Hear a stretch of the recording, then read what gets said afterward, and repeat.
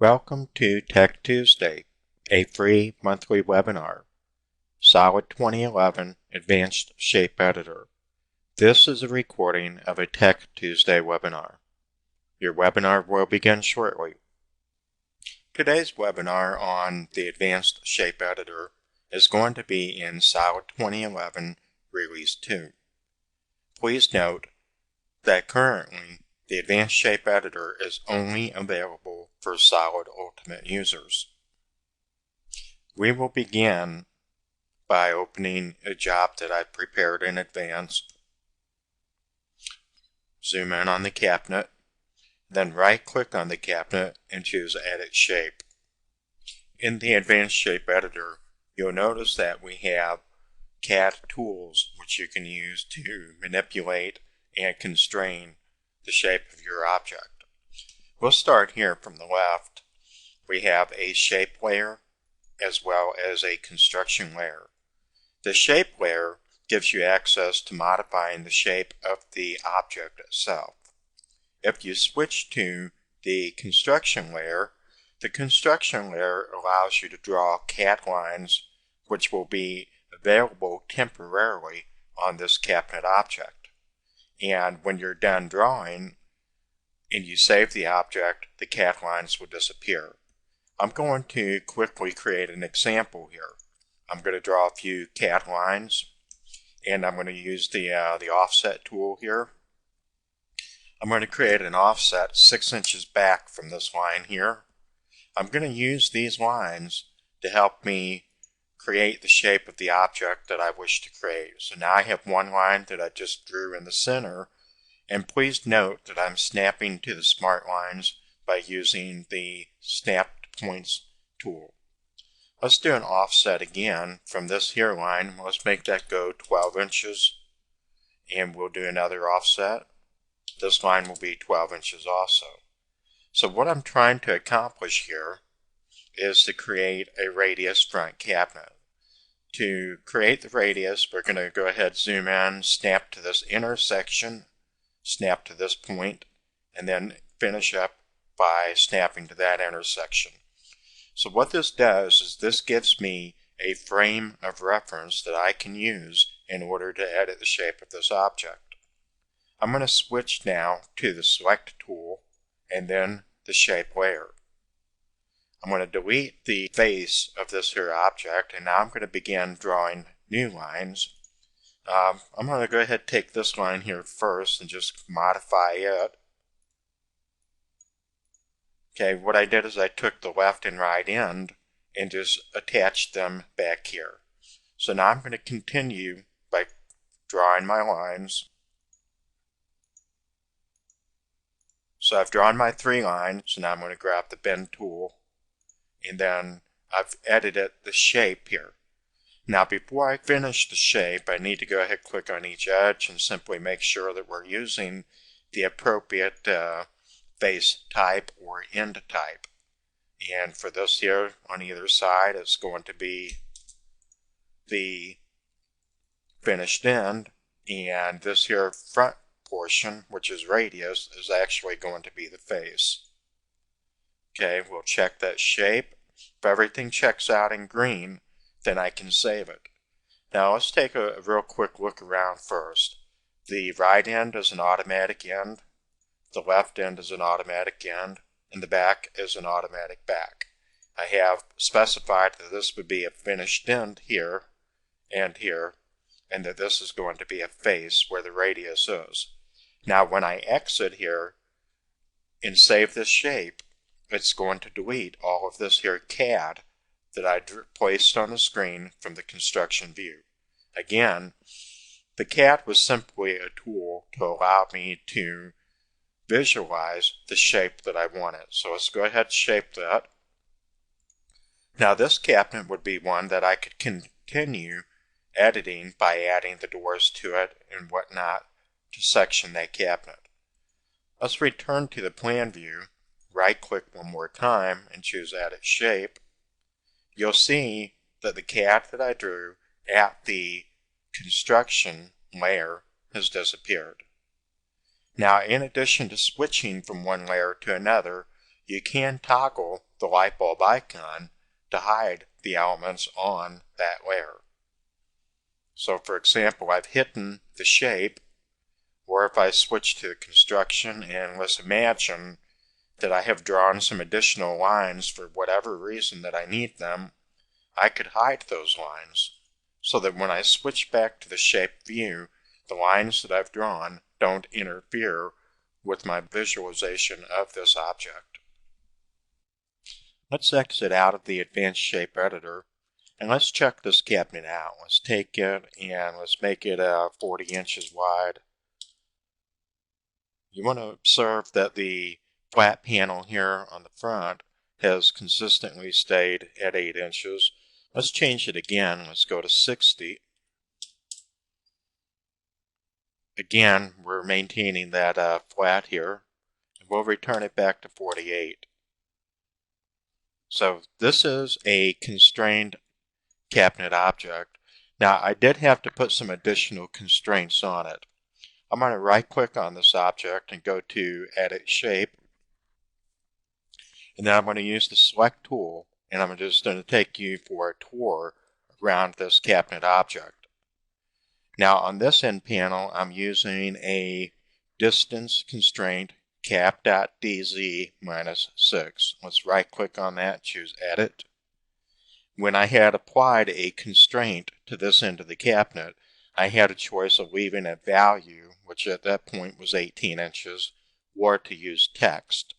Text gives you the ability to type in a formula. In this case, it's going to look at the cap.dz, which is 24 inches, 24-inch cabinet, and it's going to subtract 6 inches. So that comes up with the 18 inches that we need for this cabinet to be the right size. The other constraints we have is we have a y-axis constraint here. Now this will lock this line in the direction that it's in the y-axis. I've got the same constraint on the right hand end here as well. I've got the y-axis constraint and I've got the cap.dz -6. That again is a dimension constraint which has locked this end of the cabinet in to cap.dz -6. If I were to change the depth of the cabinet, then this here offset would reduce by 6 inches no matter how deep this cabinet is. Now on the back line here, I've got a fixed constraint. Now what the fixed constraint will do is it will lock that entity in that location. Now continue around to these front panels. You'll recall that I had put a dimension constraint on the panel itself to lock it in at 8 inches, but I also put it in an X constraint. Okay, that particular constraint is the X-axis, and I've got another one on this line here as well.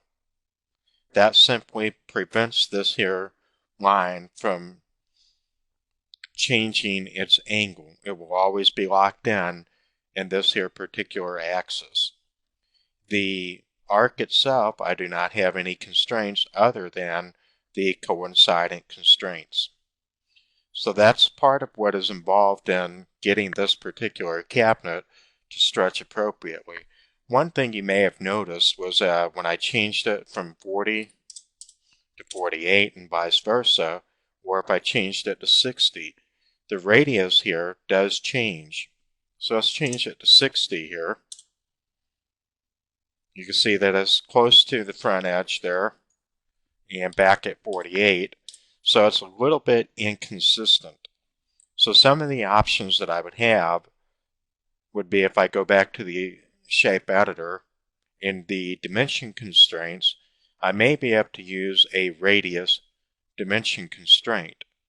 And what that will do is I can tell it to lock this here radius in at exactly this value, or I could use a formula. In this case, since I expect the cabinet to change width, I would need a formula that would appropriately resize that radius. So let's exit the Advanced Shape Editor, and I'm going to take this cabinet and I'm just going to move it to the back face of this here wall. And then we'll just bring in another cabinet now. I'm going to right click, choose Edit Shape, and we're going to take a look now at some of the tools that we have. A lot of these are your standard CAD tools, and I'm not going to cover all of them. But what we're going to talk about now is we're going to use the Select tool and click on this particular cabinet shape. Now when I click on this line here, we can see that I have a coincident constraint on each end of this here line. Okay, that's the icon for a coincident constraint. And when I click on the next line, which is the face of the cabinet, you'll see that again we have coincident constraints. Now, what a coincident constraint does is it acts as an anchor to keep these two lines connected together at all times. So if I were to pick this here constraint up and move it, then it would actually move both of these two lines where they're joined together at that point. So it's similar to moving a point with the old shape editor. The coincident constraint is always going to be automatically applied to every shape. Now if you want it to, you could click on one of these here coincident constraint icons and hit the delete key on your keyboard, and that constraint will disappear. So by getting rid of the constraint, I will be able to click on either one of these two lines and separate them now, move them independently of each other. Okay, again, Solid is going to automatically apply coincident constraints. Now, since it does not have it any longer, I could come up here to the toolbar and I could go to the logical, and we would choose here the coincidence constraint. I'll grab the coincident constraint and I'll come down here to the corner. You can see the hot point markers indicating that I'm going to click on that corner. And you can see that I have this here left-hand line highlighted. Now I'm going to move my cursor so that the back line is highlighted, and then left click on that. That created my coincident constraint right there at the corner. So I'm going to go ahead and finish this by connecting to the endpoint and then connect to this line here to complete that. Now your constraints that we're going to look at up here, we have our dimension constraints. We have a distance constraint, which is similar to the align dimension tool, with the exception that it is not intended to provide a dimension. It's actually to constrain this here shape. So one of the things about the dimension constraint is that it will work on any angle. And it tells me here that the distance from this point to that point is 1330 seconds. I can constrain this here cabinet shape based on that. So let's go and do that, because that's not actually an appropriate use for this here cabinet shape. Now if I come back to my dimension constraints, the next one is the ortho distance. The ortho distance, if I were to snap the same way from that corner to this corner, this is going to be more like the linear dimension style in CAD. So I can only do a horizontal or vertical axis constraint. So if I were to use this ortho dimension constraint, then I can lock in the depth of the cabinet here at 24 inches, or I could right click and choose Edit, and I can put in a formula. Let's go ahead and look at an example of applying a formula here. I'm going to go ahead and shape a cabinet here real quickly to make this into a 90 corner cabinet. Now before I begin shaping it, I'm going to go ahead and make it 36 inches wide, 36 inches deep, and I'll right click on it and go to Edit Shape. I'll go ahead and use the chained line tool, I've created a notch here, and now I need to clean the notch up by using the trim delete tool. Okay, if I come back here to the ortho distance, and let's say I want to use a, let me go ahead and make sure I'm sliding to those lines. There we go. Now when I drag this out, I want to change it to text, and I can type in a parameter. Now, one of the system level parameters that Cabinet Vision use is the underscore BD, which stands for the base depth. So instead of locking this in at 18 or 24 inches, I could tell it that I want it to be the base depth. And that's going to look at my job properties and make this here the depth of the base cabinets. So we'll do the same thing to the opposite end. And that is, again, underscore BD. Okay, before we finish this cabinet, we need to make sure that this here is a back for this here edge type. For this edge type, we need to make sure that this here is an end auto for automatic end panel. This is going to be a face here, and then on this here edge, we're going to change that to a face as well. So not only did I define the shape of the object, but it's also important to define each side type of this object. Okay, so now watch what happens if I go to Job Properties, and I go to my cabinet and layout. We're going to change the base depth here. Let's say make that 20 inches. Okay, you can see how the cabinet changed the shape for 20-inch cabinets here. So if I bring in a 20-inch deep cabinet next to it, it's going to be a perfect match. And this is because if we go back here to edit shape, we used a parameter called underscore BD. We can right click on that and choose edit, and it shows you what that parameter is right here. This is a very important part of the power of the Advanced Shape Editor, is that when you do apply any of these constraints, you can also use formulas with them. Okay, let's move on. Let's look at some more examples here. I'm going to rearrange this view again, and I'm going to bring in the standard base cabinet and place it right here.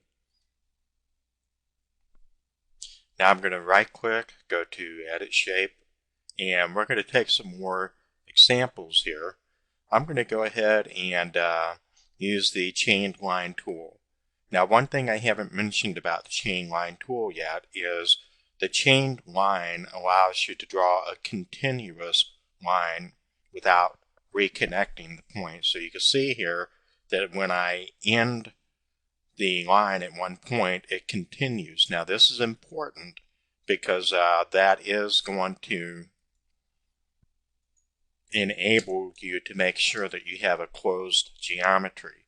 Closed geometry is very important here when you edit the shape of an object. For example, if we click on the check button here, the check button will show us if we have closed geometry. And here it's going to tell us we have shape not bound because I have more than one shape element. The rectangle itself is one shape element, but then we have this here broken line sticking outside of this here object. And we also have this here line that continues inside of the object. That actually tells the program that this is a broken shape. But let's go ahead and I'm going to trim this here portion, and then I'm going to create a notch here using the trim tool. So now we've got a shape. There are no closed or broken portions, so let's do a check here. So we've got a properly constrained shape. It was important that I use the shape line tool or the chained line tool because we want to be able to make sure that these points are always connecting on the ends of these lines, so they connect. That's very important. That's what happened here. I'm going to go ahead and undo this just so you can see again. Okay, here's the original shape that I had. Now, because I used a line and I allowed that line to create an intersection here, when I use the trim tool, delete this portion and then this portion, it leaves a connection right here. So that ensures that we have a closed geometry. So now we've got this here shape. Two of the tools that I'm going to use real quickly are the length constraint. I'm actually just going to use it once. I'm going to use it for this line right here. Very similar to the other dimension constraints, but this one here specifically will take this particular line and lock it into whatever size we give it. So here I'm just going to give it a value of 10 inches. So now this particular line is actually locked in exactly to that size. I'm going to do it again. I'm going to click on this horizontal line and then lock it in at 15. Now, if I want to, I could actually use formulas here. For example, if I come back and click on text here, I could tell it I want this to be dx divided by 2, which this is a 30-inch cabinet, so this would always be half of the width of the cabinet. We'll do the same thing to the other. We'll just right-click on it, choose Edit, and change from a value to text. This would be dz divided by 2. Okay, I'm going to go ahead and pause the video while I make some other changes to this shape. Okay, we'll go ahead and resume now. Now I've made some changes to the shape that I'm going to go ahead and show you those briefly. But first, let's take this cabinet and let's change it to 40 inches wide. You'll notice that the shape changed properly, and because I locked this line in at half of the width of the cabinet, that no matter how wide the cabinet is, this line will always be half of its width. Let's change the cabinet and make it 20 inches wide now. You can see that it's still maintaining this here as half of the cabinet width. And also, we have made the same feature we used on this particular line here. We locked this line at half of the cabinet depth. So let's make this 15 inches deep. You can see that it's responding properly, and we'll make it 30 inches deep. So you can see that here. So let's go ahead and restore this back to what it normally would be. And I'm going to right click and show you all of the constraints that I use. So let's choose Edit Shape. Okay, when I click on this back line here, it shows that I'm using a ortho distance constraint here, and that represents the DZ of the cabinet. And that, by the way, is this line right here. The constraint is actually in a little bit of an odd position there, but that's what we have right here. We also have a fixed constraint on this back line. Now here on the left line, I used a Y constraint, which actually keeps it perpendicular to this line here. Okay, let's continue looking at each of these lines. Here I had put an X constraint, a logical constraint for the X-axis right here. I had used that on this line to lock it in on the horizontal axis so it will not rotate. It will always be perpendicular to this line. If we continue to the next line here, this is the one we use the length constraint in order to lock this line in at 12 inches, or half of the cabinet depth. We're also using the Y-axis constraint, which will maintain its perpendicularity to this line here. So you'll see that that's consistent. I'm using the X or Y axis constraints in order to lock these lines in at their particular axis. Okay, so it's actually a fairly simple shape, and it's very, very successful, as you can see here. Okay, I'm going to close out of this job, and then open up another job here. Okay, the job that we're going to open right now is a job that I prepared with some sample shapes. Now, instead of using cabinet objects, what I've used is what we call an empty base object, which comes from your catalog here. If you go look at your objects, custom cabinets, there's one in here called empty base object. It's nothing but a container, which I've added the parts to that. So I've got 2, 3, 4 different empty upper objects or base objects. Each one has a part in it. Let's start with this one here. We're going to right click on it and choose edit, and that will bring this empty base object to the cabinet level. Now at the face view here, we're going to take a look at this part. In order to edit the shape of the part itself, we actually have to right click on the part and choose edit shape. Now this is opposed to clicking on edit shape here. If I were to click on edit shape here at the cabinet level, what this would do would attempt to edit the shape of the object itself. So instead, we're going to right click on the part itself and choose edit shape. Okay, what I want to point out specifically here is that I use the concentric constraint in order to constrain each of these two radiuses to their center point. Let me go ahead and delete the concentric constraint. I'm going to highlight it and then click the delete key on my keyboard. I'm going to come in and reapply it. So I'm going to go to the logical and I'm going to go to choose concentric. The way this works is you click on one of the radiuses that you wish to lock, and what you're doing is you're fixing it to its center point. And then when you click on the second one, you're doing the same thing. So both of these are locked to the same center point for that radius. Now what this is going to do is this is going to help enable that this here part, if we change the shape or the size of this part, let's go with 33 inches. You can see here, even at 33 by 27, 31, 30 seconds, that it has maintained its relationship between those two edges.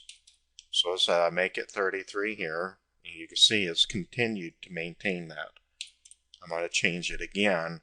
So even though the rest of the shape is changing, this here is maintaining its relationship to its original center point. Okay, that was a good example of the concentric constraint. Now I'm going to bring in another part here. I'm going to right click on this object and choose edit. This will allow me to bring this part to the cabinet editor level. Now this one here was specifically intended to be similar to a balance. Now I brought the part in with its y-axis going up and down in the cabinet's y-axis. Okay, this was useful simply to verify the grain direction and the length of the part. Okay, so what I'm going to do here is show you the behavior that I expected for this part. If I change the length, I expect both of these here surface edges here to be equal. And I expect this here arc to maintain the 3-inch gap that we have from the midpoint to the edge of the part. And I also expected it to maintain the center point of that arc at the center of the board. Okay, you can't see it here, but there is a center point for this arc.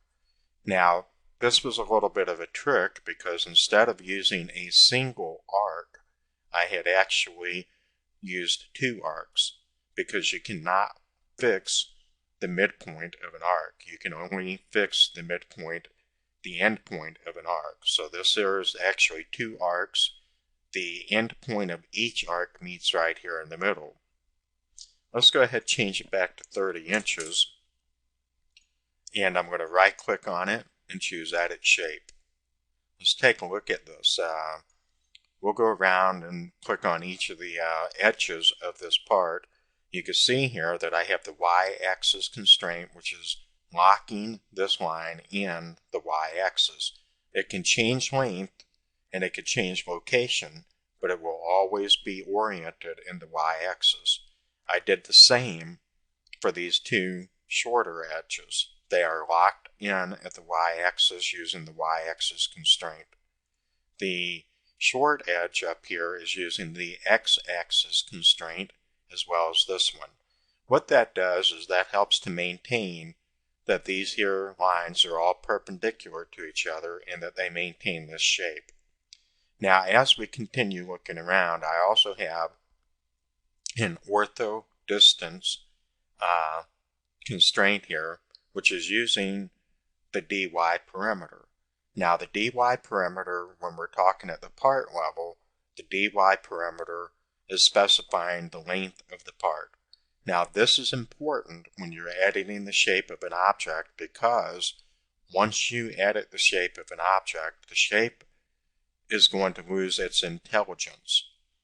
In the old version of Solid, you would have been able to simply edit the shape of a part, and when you change the length of the part, then the assumption was that the part would change with it.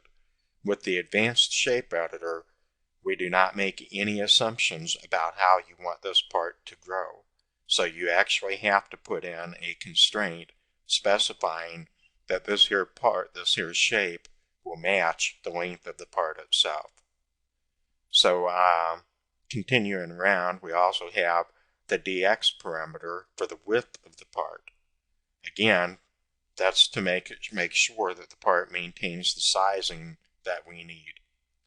Okay, if we look here at the shorter parts, we see this constraint here, which is the equal length constraint.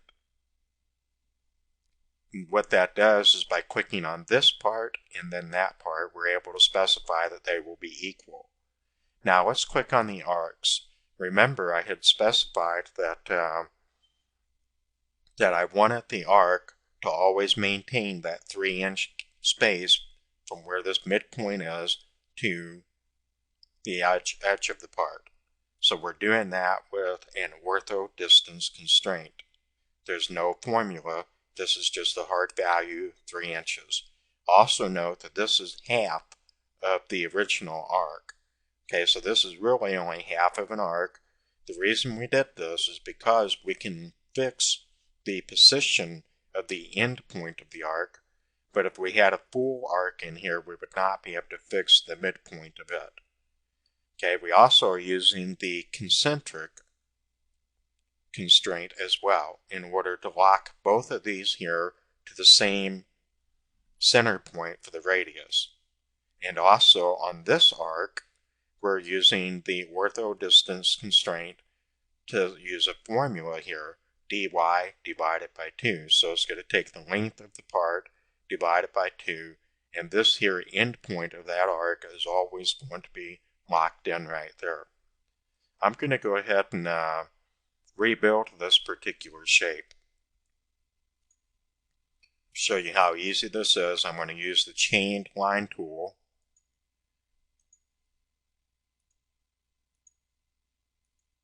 And as I go around, I'm just snapping to the existing points. Now you can see that I have put in 2 lines here.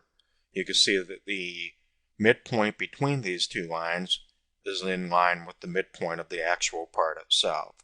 Now we're going to use the bend tool to shape them. And then I'll go ahead and start with, I'll use the constraint for concentric and go ahead and lock these 2 lines in. I will also go ahead and grab my ortho distance, and we're going to go ahead and lock in the size of the part here. Now you'll notice that I'm using some care when I'm using the ortho distance to make sure that my cursor is going to snap to the end point, and it's also got this particular line is highlighted. And then I'm going to drag my mouse around, and when I get to this end, I'm again going to make sure this line is highlighted when I snap to that endpoint. In this, we're going to use the dx parameter, which refers to the width of the part. So we're making sure that the shape is going to match the size of the part itself. Let's repeat that. We're going to apply the dy to the back edge.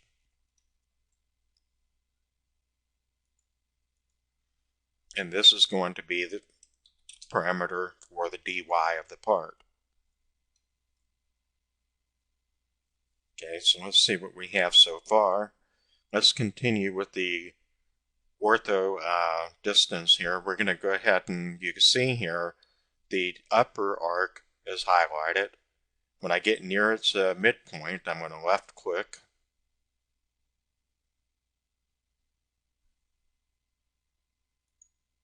And now I'm attached to the midpoint. Now I'm going to come up here to the midpoint on the top edge of this part and snap to that. This is going to allow me to use a distance constraint locking this right in.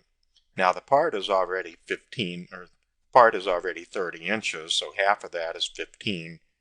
But we're going to use a formula, dy divided by 2. And then we're going to repeat that again, but we're going to get the midpoint in the x-axis. So now we're just going to leave this at a value of 3 inches, which is what it currently is. So what we have is, use the select tool, click on these. Both of these arcs are controlled by their own individual coincidence constraints. So when we lock this here arc here in at dy divided by 2, that's going to affect this arc because it's tied to this arc through the coincidence. We also have it locked in at 3 inches, so these are both going to be controlled.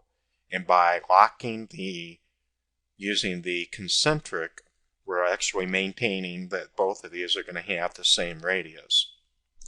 Now I'm going to go back to my logical constraints, and I'm going to pick the equal length. I'm going to click on this line here, and then click on that line.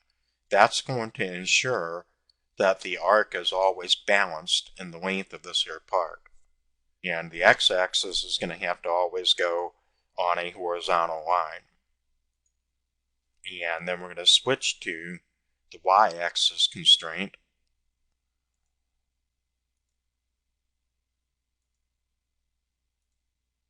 Okay, so let's take a real quick look here. We're going to click on each of these. We've got the part length, the part width, the axis constraints. So we need to make sure that everything about this part is properly constrained so that it can only be one shape. So let's exit out of here and save that shape. So now we're going to test this part. We're going to click on the part here. We'll change it to 45 inches long. We can see that it's maintained the equal length on each end and it balanced the arc in the middle. Let's change it back to 30, and then let's go down to 20, and we can see that it's maintaining our expectations for this shape. So let's go look at our next shape. We're going to go back to the room level, and we're going to right click on this cabinet and choose Edit. Okay, now this one here was a little more interesting. I'm going to right click on it and go to Edit Shape. What was important here was, again, I wanted to have the equal distance here for each of these two lines in order to keep this here notch in the middle. But I also wanted this notch to always be perpendicular. So let's take a look at what we have. Look at this here vertical line. I have a y-axis constraint, which is going to lock this line in so that it's always in the y-axis. Same thing here for the x-axis constraint. And then as we go around here, you can see that what I've done here is I've set it up to use the equal length constraint for both of these lines. But more importantly, I also set up the perpendicular constraint here. And on each end of this line as it connects to these short 4-inch lines, and then again the perpendicular constraint here. So we have the ability to lock this in perfectly and keep it perpendicular.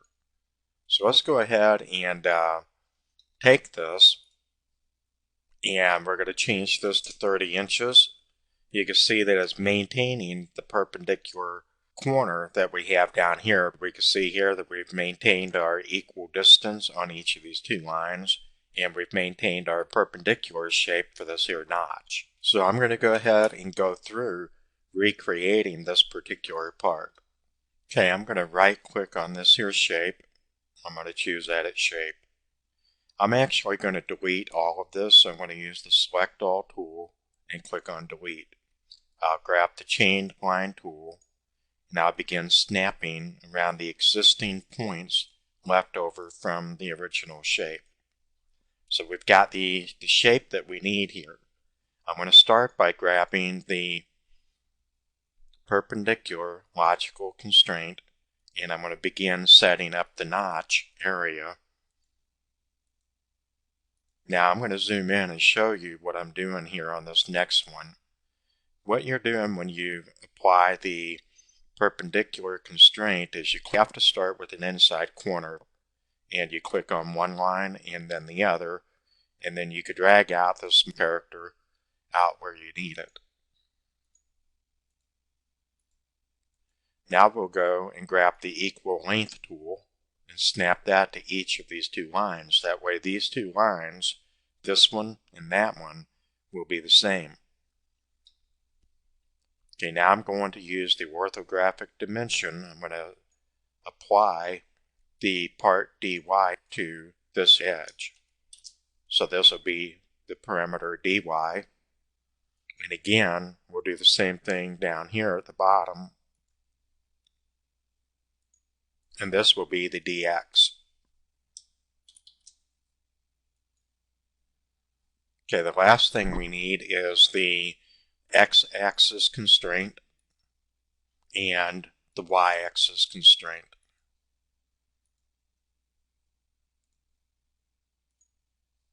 Okay, so we've got the shape defined now. Everything we need in order for this shape to work properly is in place. So let's click Return, save it. And when we stretch this, let's make it 30 inches and 30 inches in width. What we can see here, even when it's here at 24 inches by 30, you can see that it's keeping the part shape within the part size, which is indicated by this bounding box here, but it's maintaining the perpendicular, even though this is a different angle on this here angle here, where it's maintaining our perpendicular aspect of that notch.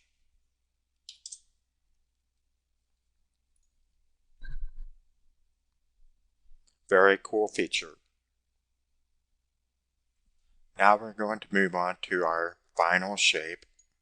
So I'm going to return back to the plan view or room level, and we're going to right click on this empty object, and I'm going to choose Edit. This here is an empty object that already has a part added.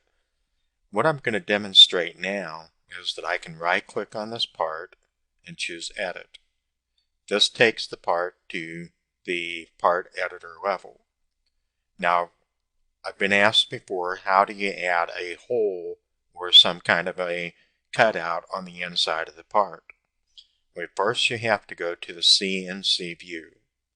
You have to add a new operation, and you want to choose which work plane you're going to apply that to. And the operation that I'm going to select is a route. Okay, I'm going to specify how wide the route is going to be. So we're going to go with 6 inches, and the length is going to be 6 inches. And then the depth is going to represent the part thickness plus 0.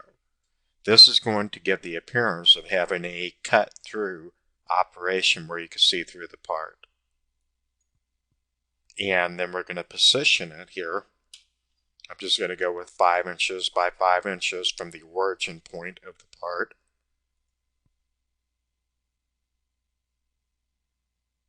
And I'm going to auto select the tool, and I'll just let it cut along the center line.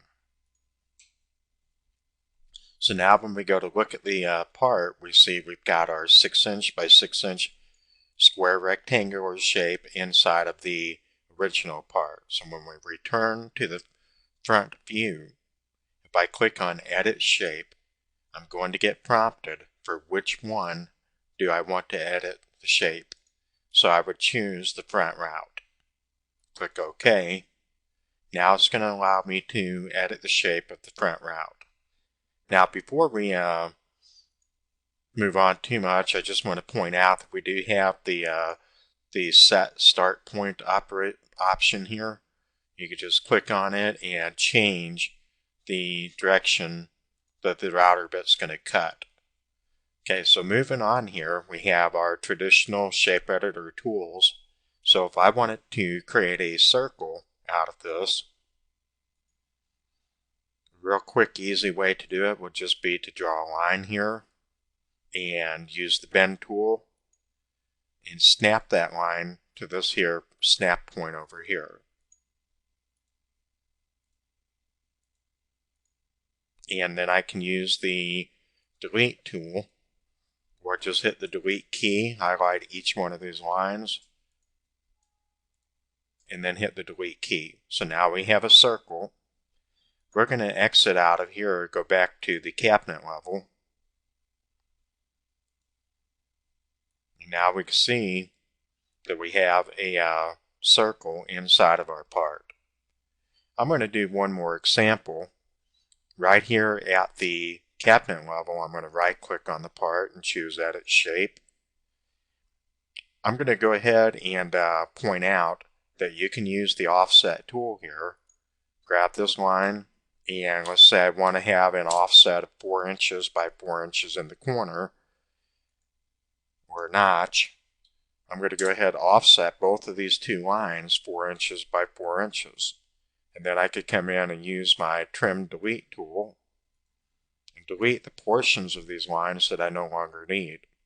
And that winds up leaving me with a notch. So that's a really good use of the offset tool.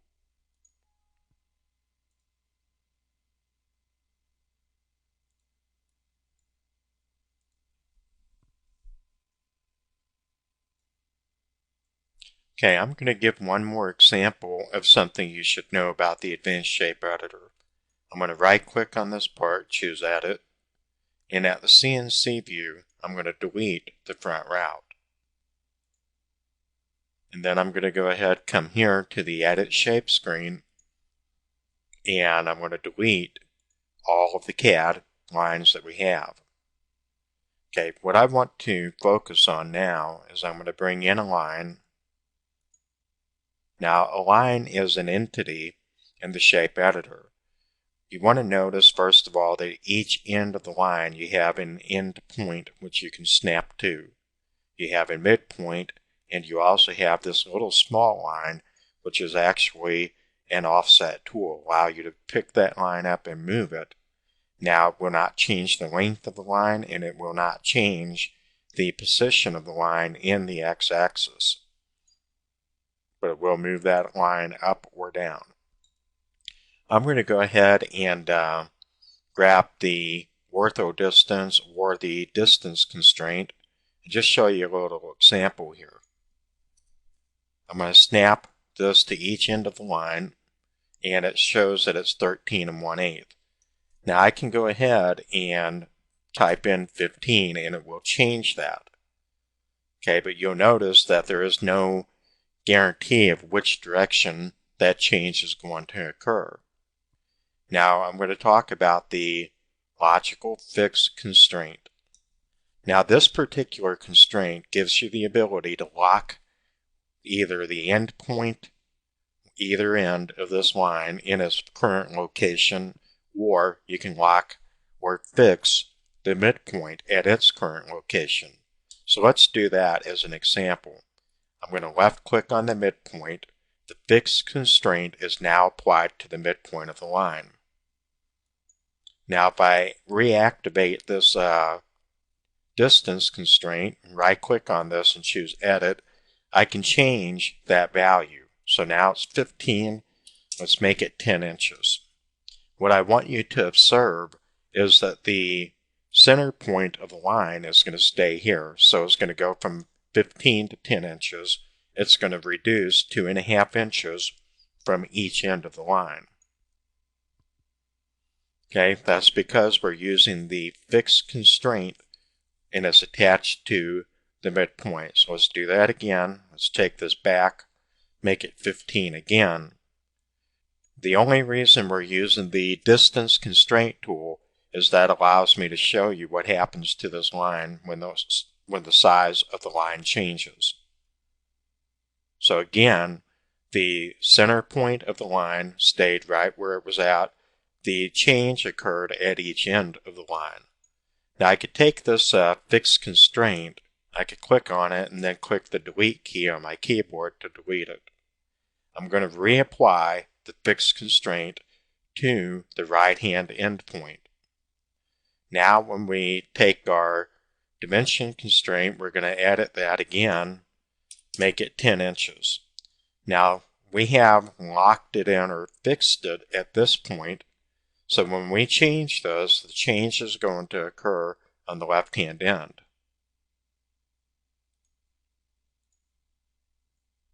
Change it back to 15. And that's because it is fixed at the right-hand end. So once again, I'm going to delete that constraint and I'm going to apply it to the left-hand end. We're going to repeat our little exercise one more time. Now I'm going to change it from 15 to 10 inches, and the change is going to occur here. The reduction will occur on the right-hand end. So knowing this and understanding it can help you make full use of the fixed constraint. Similar characteristics apply to the arch or any line that is bent into an arc. If I use the bend tool here and we come over here to the logical, we could pick the fixed constraint and we could apply it to the center point or to either end point, but not to the midpoint of an arc. Thank you for joining me for the Solid 2011 Advanced Shape Editor webinar. I hope you found the information useful and that it will help you with the Cabinet Vision program.